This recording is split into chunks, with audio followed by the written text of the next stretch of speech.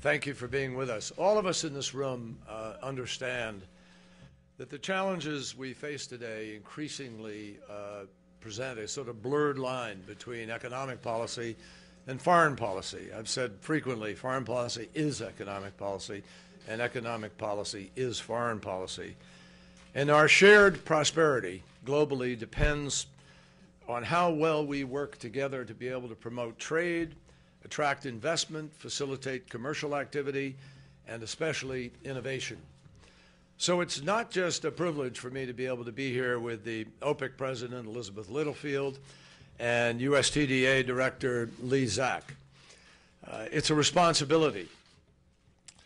And I am enormously grateful for their partnership, and you'll understand why as we describe what we're going to be doing. We all know that climate change is a crisis that waits for no one, and it respects no border. It's not a challenge of the future. It's here, now. We are witnessing it in country after country in various ways, whether it's water supplies, drought, food agriculture, food security, fisheries, you name it. There isn't a part of the world where they aren't having some consequence as a result of what is happening. And it's also happening at a pace that is particularly alarming to people. We also know that focusing only on sort of that reality without providing some alternatives is not adequate. And we're not going to do that, particularly when there are remarkable opportunities that are staring us in the face. The fact is that good energy solutions are climate solutions.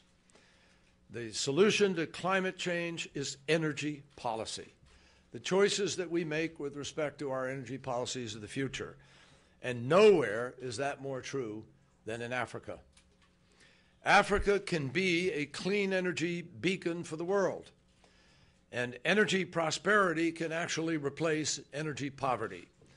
This morning I met with the chair of the African Union, and she was talking to me, as I did, in fact, with several other presidents of countries, all of whom talked to me about their desire to leapfrog the mistakes, to go quickly into clean and alternative and renewable energy rather than the exploitation of fossil fuel and carbon and all of the problems that come with it.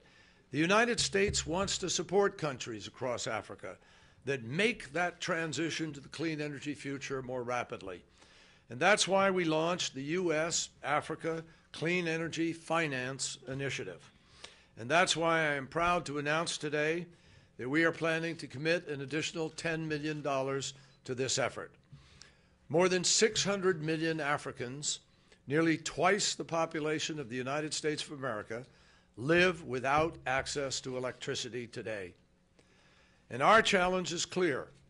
We need to change those numbers and replace them with a partnership that benefits all sides by making sure that African companies, African cities, African towns, African families have access to clean and renewable energy. Through President Obama's Power Africa initiative and the agreements that OPEC and TDA are signing today, we are doing exactly that. And I'm very proud that U.S. ASEF is elevating our efforts in very tangible ways. Our partners are using U.S. ASEF funding to develop the first utility-scale wind power project in Senegal. They're developing Rwanda's first large-scale grid-connected solar PV project.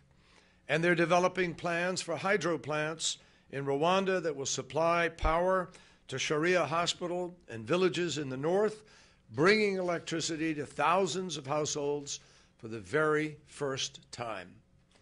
Now, I want to emphasize the work that we are doing here is not hypothetical, it's not future.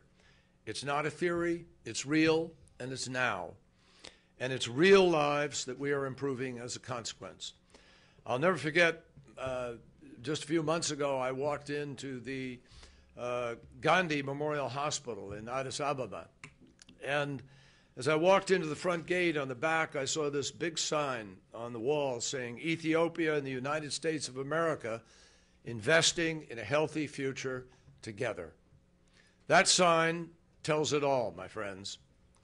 Together, we're not just investing in a healthier future today, we're investing in a cleaner, more sustainable future for all Africans. And that is the challenge that we face. And it's one that we believe will be made easier as people everywhere begin to realize that the 21st century, the challenge of developing clean and renewable sources of energy in this century, isn't a brake on economic growth.